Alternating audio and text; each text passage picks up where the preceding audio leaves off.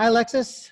Great to have you with us. And let's get straight to the point. In very exciting games industry news, it was announced that Stillfront acquired Storm 8, adding to its collection of game studios such as Kixeye and Good Game.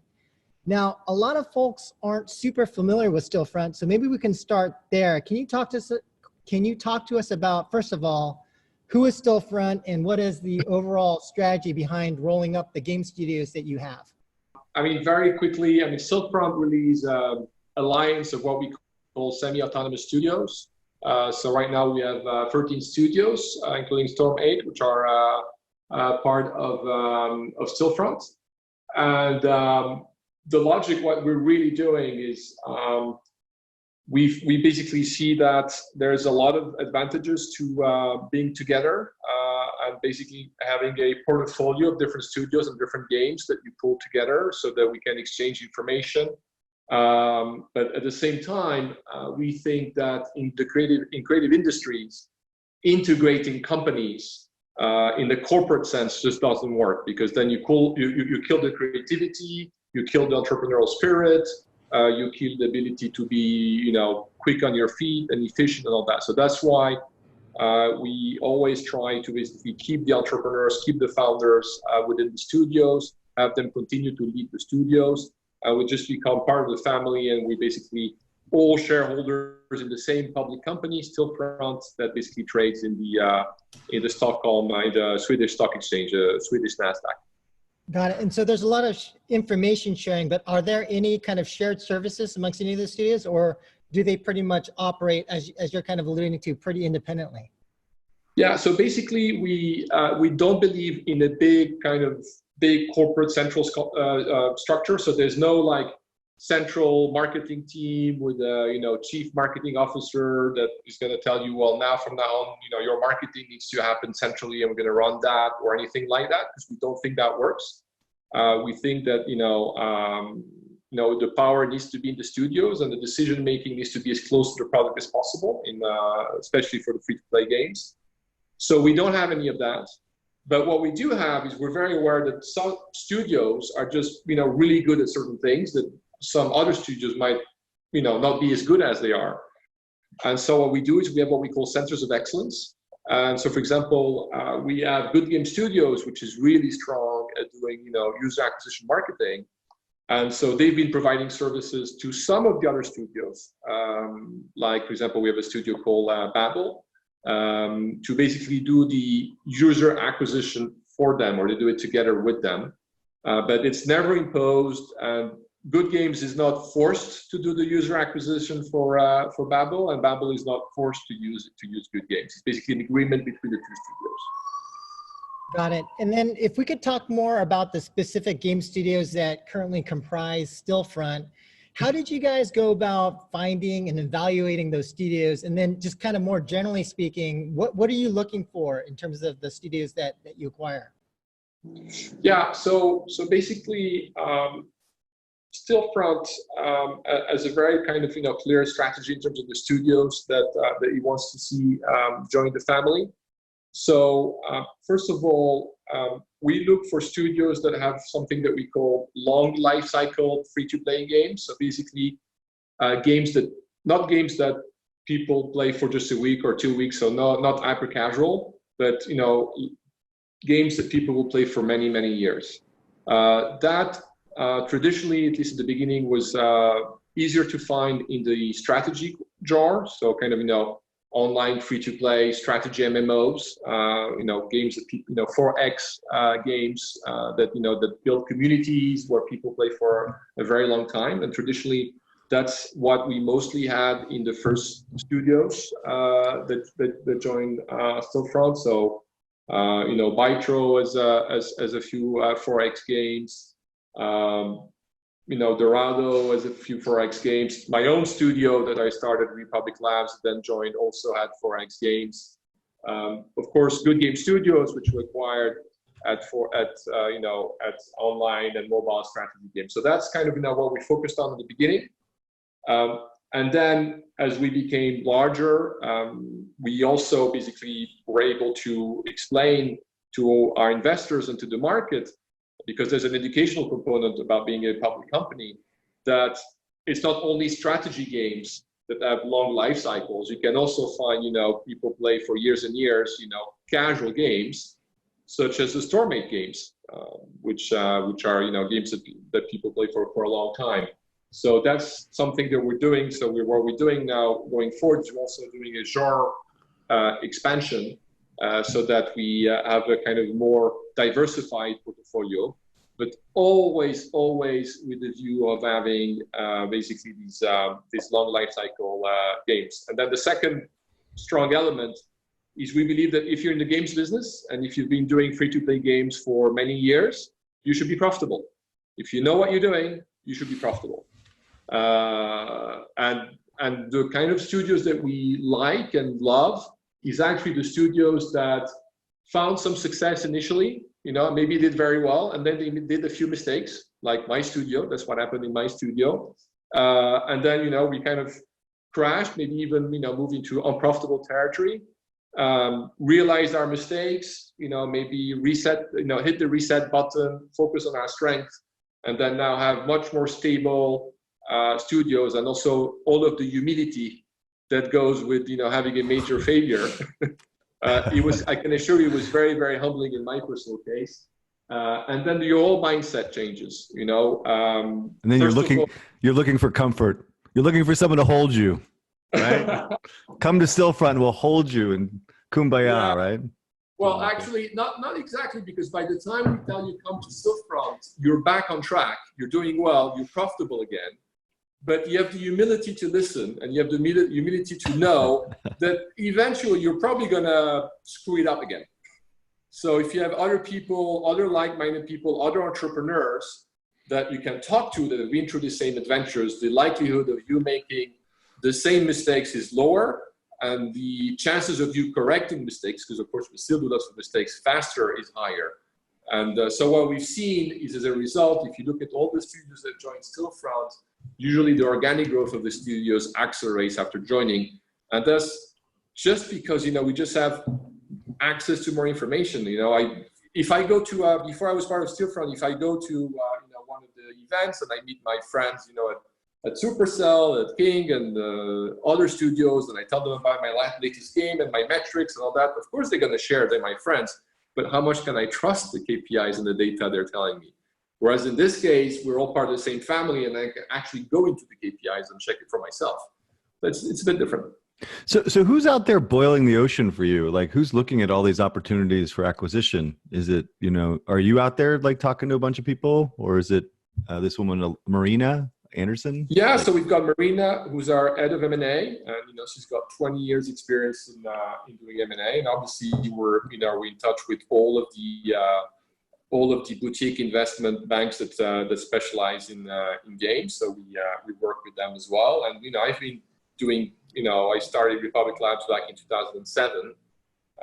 So I've been in the industry for quite a while now, and so I know quite a lot of people. And then think about it, we've got another 12 entrepreneurs and studio heads who are all shareholders, who all have their own contacts. And so we have this huge network, this huge net. And in multiple locations, we've got people in Canada, now in San Francisco, in Germany, in France, in Jordan, everywhere. So were you guys looking at some of the bigger ones that were happening, like Fox Next and Graham and Small Giant, those kind of bigger deals that got done? I can't comment on specific ones. But what I can tell you is we have a very, very active pipeline. We've looked at more than 1,500 studios. Jeez Louise. And at any given, we've only acquired 13, so it's a pretty high selection process. And at any given time, we do have quite a few studios on the pipeline. And as we grow bigger, obviously, we get the ability to look at larger targets. Whereas, you need to think that, just if you look at just where we were this summer, the market cap of the company was $600 million. Now it's about $1.1, $1.2 billion 6 months afterwards. Obviously, as we grow, as we become bigger, as our turnover grows, as our profits grow, we get access to having, larger members joining the family. So you must have a lot of lists. A lot of lists of companies then that you're looking at, I imagine. Well, yeah, I mean, we look, but you know how it is. You know, it's a big industry in numbers, but it's not so big in terms of people, if you think about it, and especially in terms of people who have been able to build, profitable, stable companies. It's not such a big club. Yeah, gotcha. Right. And Alexis, can you tell us a little bit more about yourself and your role as Chief Operating Officer at sort of the Stillfront group level? What does that mean, and what are your responsibilities? Yeah, sure. So basically, my background obviously is I was heading the Republic Labs, which I sold to Stillfront about 3 years ago. At the time, I was the 5th studio to join Stillfront. I think the combined market cap was probably $120 million, so it was a much smaller organization. And in the past 3 years, quite frankly, the first thing is, when I met, Jürgen, who's the founder and CEO of Stillfront, and he told me, this idea of doing this kind of roll up and family of studios and, keeping those studios independent and all that, I was like, okay, let's see if it's actually true. So that was kind of the first thing. And I realized that's the case. And as basically we've been growing and growing and growing the group through more and more acquisitions, it just became unviable for basically, all of the studios and all of the studio heads to report to Jürgen, and on top of that, for Jürgen to do, the M&A and all that. When I joined, just so you know, when eRepublik joined Stillfront, the total team at the Stillfront headquarters was 2 people, the CEO and the CFO. I actually remember going to see and meeting them, and they had this beautiful office, but then they only had a room. I was like, this is really your office? Now we've tremendously grown to 14 people out of 750 people at headquarters. But basically, so my role is pretty simple. I basically provide support and governance to a large part of the studios that are part of Stillfront. So I can basically lighten the load there for Jürgen, our CEO. And then I'm also quite active in the initial parts of M&A because, being a studio founder, I have a lot of friends in the industry and a lot of people I've known for a long time. So I usually work very closely with Marina in their early M&A processes. And then the final part is the thing that you touch on is basically, I try to basically help with studio synergies or collaborations. Is basically, it's really connecting the dots, it's kind of like, I speak regularly with all of the studio heads and some of their teams, and they tell me about the problems they're facing, and I tell them, hey, maybe you should talk with that other studio because they came across the same problem, that's the solution they had. And then also from these things, sometimes what we're calling centers of excellence emerge. So, one studio is really good, for example, at doing, 3D videos for advertising. They're just very efficient at producing them. They do them very quickly. Another studio, as you know, there's a big fight in terms of UA, in terms of, being able to have a lot of creatives on a very regular basis. They were not able to do it and recruit enough talent where they were. So that was an obvious kind of, possibility to simply build a center of excellence there. So it's a lot of fun. It's a lot of fun, a lot of connecting the dots. Got it. Eric? Yeah, I mean, you kind of touched on this a little bit, but how is really Stillfront conceived is kind of the question I want to ask. It looks like, to some degree, it's a lot of kind of investment types that are created a holding company. Was the goal always to basically create a team to consolidate in the gaming space specifically, or was it more of a broader, look at opportunities for consolidation? Yeah, well, I'm not sure I would consider myself an investment type, since when I was 16 years old, I was writing down. I'm sorry. I know you were hired specifically for the gaming stuff, but Jürgen, Marina, the CFO, the PR person, like they don't seem to be having the background of gaming. So I think that's the reason it works. There's a balance between what you're calling kind of the entrepreneur with a more like financial background, because when you're running a public company, you need to you need to know, how to talk to, public company investors. You need to know how to do things like, structure a bond for an acquisition. How do you, how you do loans, how do you issue shares and all that. It's really something that you need to have experience in. So it's really a mix between, the kind of, as you're saying, people with a more financial background, which would be, as you're saying, although Jürgen has been a games entrepreneur before, he sold the company to EA about a few years ago. And then basically the game founders, which, but if I had to define Stillfront, I would say it's actually probably 70-80% game founders and 20-30% investment types. So that would be the balance. Got it. And again, the goal was to create a consolidator in the gaming space. Like that was. Yeah, the opportunity from the beginning was to do it in the game space because Jürgen spotted that nobody was doing it in a kind of systematic way, and he spotted that. And then I have many friends who have IPO too soon because what we've spotted is when you have a games company, if you have 2 or 3 games, you're always going to read the rough patch, no matter how well you're doing. I mean, if Supercell was a public company right now, Supercell is a great company. It's an amazing company. Nothing has changed. They will do another amazing game, but right now they will be punished. Because, I've made this point many times in the podcast, much to the chagrin of everybody in Europe, it seems. But yes, Supercell was really struggling, even though they're not, right? So it's like because it's a great company, but if it was public right now, they would be, under a lot of trouble. Yeah. So the approach of taking, instead of just having one studio with 3 or 4 games, or even in many cases 1 studio with 1 game or 2 games that goes public, if you have 13, 14, maybe tomorrow 20 studios, which each have 2, 3, 4 games. So right now 13 studios with something like 35 large games and a lot more smaller games. You have something that's a lot more stable, a lot more predictable, and when one of your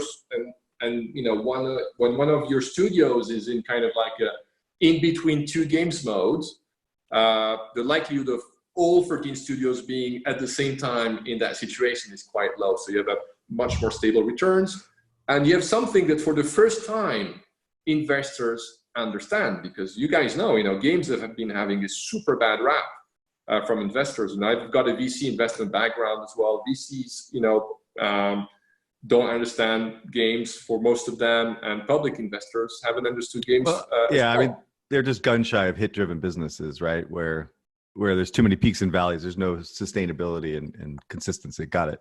Well, moving to Storm 8 quickly. So Storm 8 has been an asset that's been around forever. I mean, they were absolutely beloved in the initial move to mobile in particular. But they've kind of fallen off over the last few years, as we commented in our podcasts. And I guess it fits the profile that you described almost perfectly, right? Where they were beloved, then they fell off a bit, but likely are. And as far as I understand it, they are very profitable, and certainly from your consolidated P&L, it looks like they were super profitable. But was the attractiveness of Storm 8 the big games that have come out recently, as I kind of said in the podcast, like home design and property design, or is it the collection of all the smaller games that is interesting from a distribution perspective? No, clearly from a strategic perspective, what is interesting for us is Home Design Makeover and Property Brothers. I mean, this is clearly we see the long tail games as having value, obviously, distribution value, and they've got revenue and they're profitable, but we expect those to decline over time. We think Home Design Makeover, Property Brothers still have have great potential, but really, what was key for us, other than that, is exactly what you described: a team that has gone really high, made a few mistakes. You learn from those mistakes and comes back much stronger again, because they're actually doing extremely well now with Property Brothers and Home Design Makeover. I mean, first of all, with Home Design Makeover, and then it's also the methodology of how they got to to produce a game like Home Design Makeover, how they're doing this, the quality of the team they have, and all that. That's really the key things, because we all know this. A game company, it's about how strong the team is. If the team isn't strong and doesn't stick together, then you got nothing. Right. And you've mentioned this earlier, and something that I've always said on this podcast and just in general is that you are truly focused on the city-state model, right? You're basically going to allow them to do their own thing as an independent entity, and choose not to go to more of a centralized management structure, right? So you're going to keep their independence, I imagine, because yeah, I mean that's key to our DNA. I mean, our DNA is a completely decentralized DNA. And entrepreneurship DNA. I mean, one of the key reasons, I'm in the role I am is because I know exactly what a studio head or a studio founder wants to hear and what he doesn't want to hear, and how to protect that sort of autonomy and independence. Obviously, because we're a public company, there's a governance obligation. So it's not just supporting and you do whatever you want for obvious reasons. But I can tell you it feels more independent than when I had VCs on my cap table. And the costs, do you guys have a lot of studios in the Bay Area at all? I didn't. So in the Bay Area, we only Kixeye. have Storm8, and actually Kixeye, the team is mostly in Victoria, Canada. Okay, got you. So the costs associated with running a studio in San Mateo or wherever they are in the Bay Area didn't scare you off? Well, it's first of all, what you need to understand is Storm8 is a very, very efficient organization. They have a very small team. I think there are about 68 to 70 people working there. And at the end of the day, we all know what it is. Games is a tough market where it's about how good your team is. So if you have the right 68 people, the cost doesn't really matter. If you've got the wrong ones, then no country, no lower wage country is going to save you. Yeah. And what are the roles of the founders? Are they going to stick around, or are all of them sticking around, or only a few of them, or can you even comment on that? The founders of Storm8, sorry. No, they're all sticking around. Awesome. That's kind of the goal and the objective. Again, really what we're doing is, they're going to be joint shareholders in Stillfront. I'm a shareholder in Stillfront. Most of all of the other studio heads are shareholders in Stillfront. This is something that we're building together. We're just getting, better and smarter people to join us. Awesome. Great. Alexis, I thought we could now shift over to talking about the deal itself. And I thought we could start by having you walk us through the story behind the acquisition. Like, how did you guys get introduced? Was this like a process, or did you reach out to them, or did they reach out to you, or how did that actually happen? Yeah, I mean, without going into too much details for obvious reasons, I think there was a first meeting at one of the conferences, as it usually happens, about a year before the transaction closed.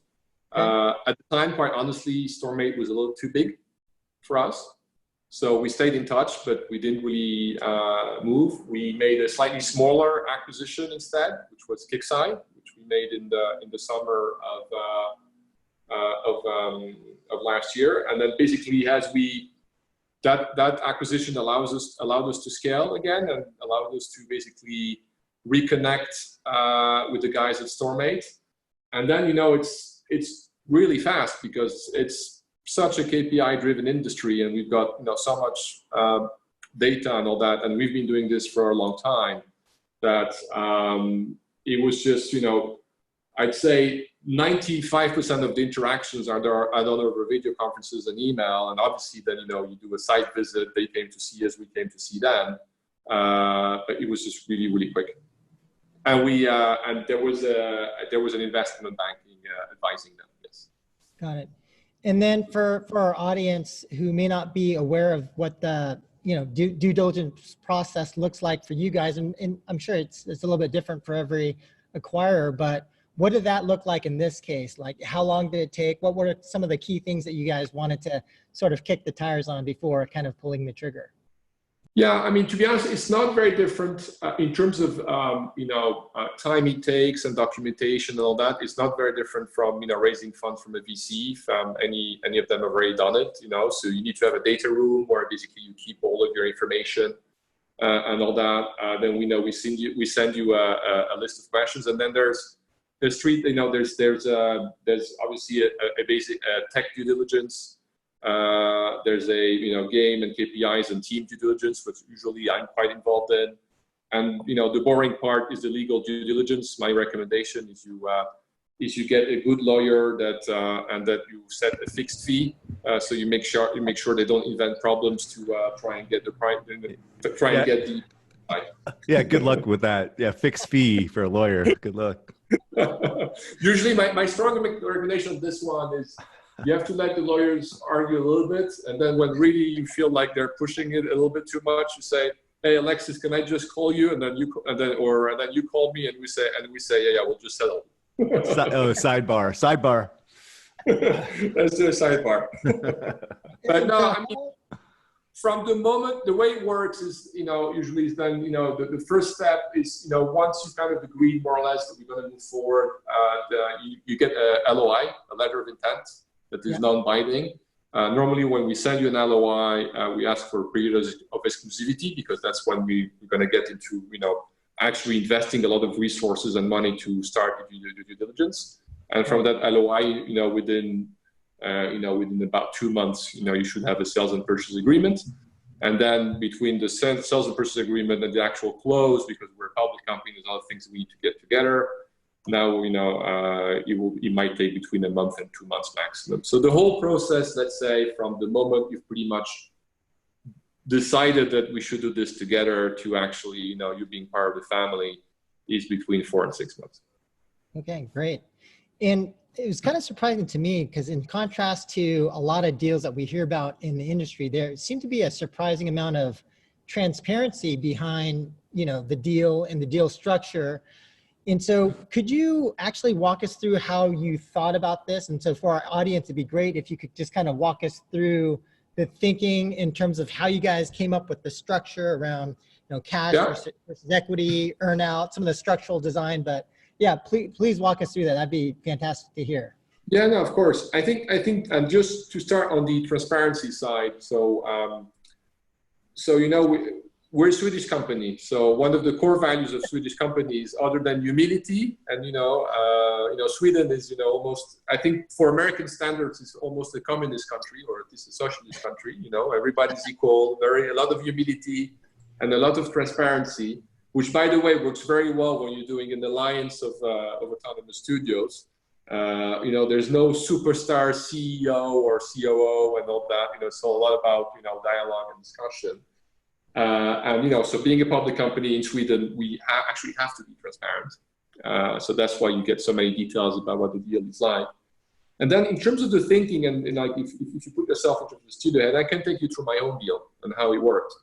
Okay. So, I had a nice business that I've been building for 10 years that was profitable, that was growing, that was doing well, but I knew it was not going to be the next Supercell by itself. We'd been trying for 10 years and we just didn't have the DNA to do that. We were not able to attract the type of top talent that would take us to the next level. So I needed to find a solution, right? But at the same time, I've got a profitable company that's growing, and of course, like every game maker, I'm absolutely confident that my next game is going to be the one that just, takes us to the next level, to the stratosphere, and look at those KPIs. Aren't they beautiful? Forget it's the golden cord. So whenever you go and see another studio, they all kind of tell you, well, this is how much I'm worth now. I understand that. But look at what's coming up. We're going to be worth a lot more. So you should pay that, right? And so what we do is we say, listen, what we'll do is we'll give a very fair value on what you're worth today. So we'll give you a multiple of EBITDA or whatever on what you're worth today, okay? And then we'll give you a very transparent earnout that's not based on bizarre, targets that we can manipulate. It's basically based on the EBIT you deliver, so that you can capture the upside of basically this incredible game that is going to change the world that you're launching tomorrow. So that's kind of how we structure it. So that's we're not limiting people's upside, because quite honestly, if that game actually performs as well as you expect it to perform, we all gain. We're all happy. So that's kind of how we structure the deals usually. And we always try, whenever possible, to make it part cash, part shares. And the reason it's very important for us to have shares is, one of your questions, I think was from Eric, was, are the founders sticking around? Are they staying around? And one of the key ways of the founders staying around is them knowing, not just feeling, knowing that they're still owners. This is still their business. They just have a smaller share of a much bigger pie. I've actually considered joining groups to do exactly what you were doing over the years. And because I do think that there's a huge opportunity out there. I think it is a struggle and a challenge to find the right studios, as you kind of alluded to, that fit this profile. So I guess the general question I have for you is, like, are you guys looking, I mean, I know you guys have some PC stuff but it seems primarily your strategy is mobile. Are you guys looking to go outside of mobile and go after some Fortnite money, and start looking at AAA development for PC and console? Yeah, I mean, I think it's fair to say, although we do have one studio that's doing premium games, the Coldwood, they provide, they've done Unravel 2, which is, our premium games. Our main focus is free to play. Okay. I mean, that's where we believe that there is the biggest opportunity.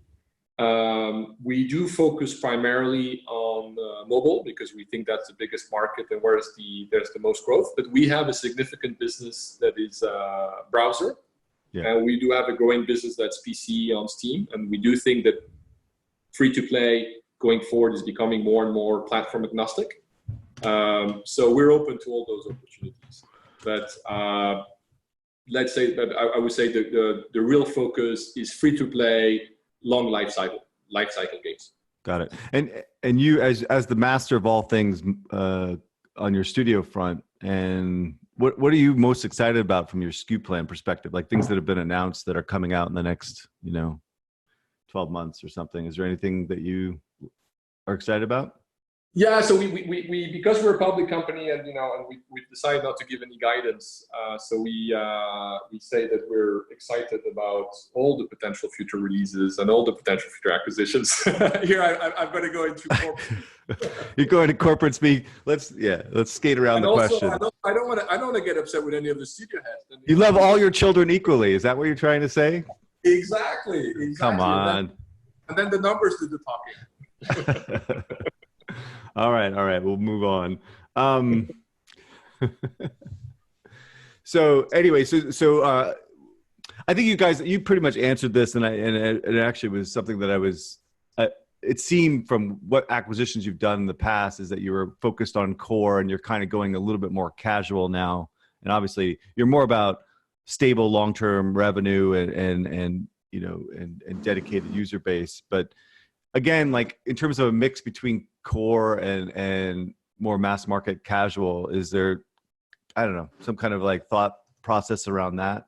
Like, is it something that you would go after a puzzle game, or would you stick with go after a 4X game? I mean, like how your thinking is around that type of thing. And I really do love your commentary on hyper casual, by the way. So I totally agree with you on that one.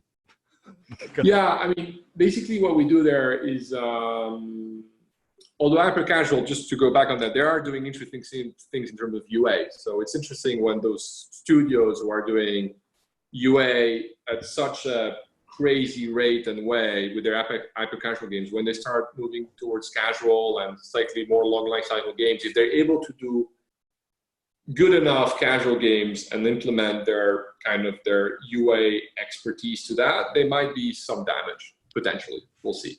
But anyway. Going back to your question, it's very simple. Now we kind of look at it from a holistic point of view in terms of the market.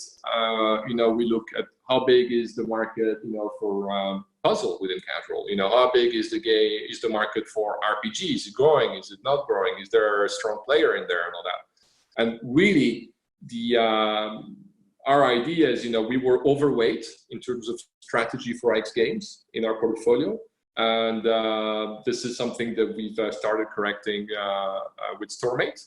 And our idea is to basically continue to do that and basically slowly but surely enter into all of the categories whenever there's a good potential family member to basically go in there. Because the one thing I don't believe in, and I'm sure you know this and you'll agree with this, is a strategy studio, tomorrow, deciding that they're going to do, puzzle games or whatever. Yeah. It just doesn't work. No. It just doesn't work. Everybody who's trying to fail. Yeah, you could talk to everyone at King right now. I mean, how many games have they made outside of puzzle that were successful? 0. Okay.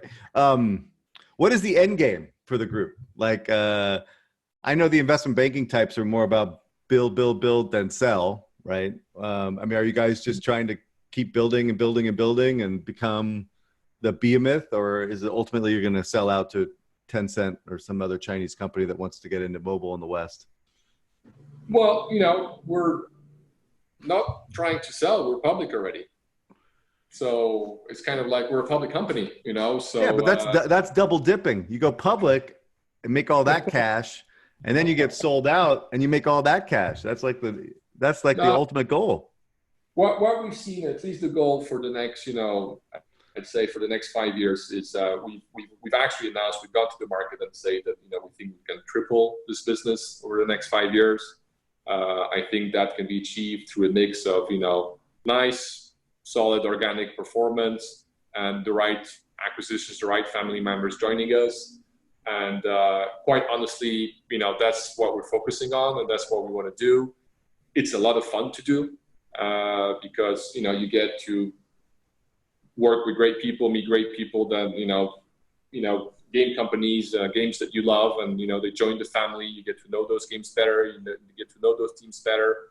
So for someone who's in the games industry, it's just a dream come true. So I just want to continue with the dream and make it last and grow as much as I can. Very nice. Great. And on that note, I think those are all the questions we have, but I want to thank you so much for your time, Alexis. And do you have any message for our audience, or maybe you can talk to us about any specific type of company that you're looking for to join your family?